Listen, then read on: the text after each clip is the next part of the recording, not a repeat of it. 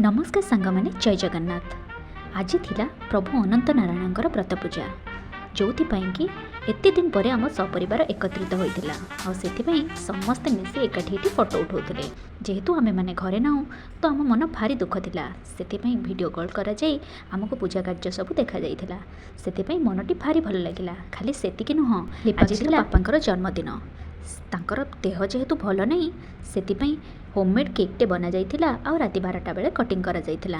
Cake cutting पूर्व कि pose दौरान देखुना केक कट कर सारिबा परे कैमरा आगे टिके देखै दी बाकी सब से निजे खाई सेपटे घरे पूजा थिबारु संध्या बेले प्रीति भोजनर व्यवस्था करा जाइथिला आउ नाना प्रकार व्यंजन मध्य प्रस्तुत करा जाइथिला।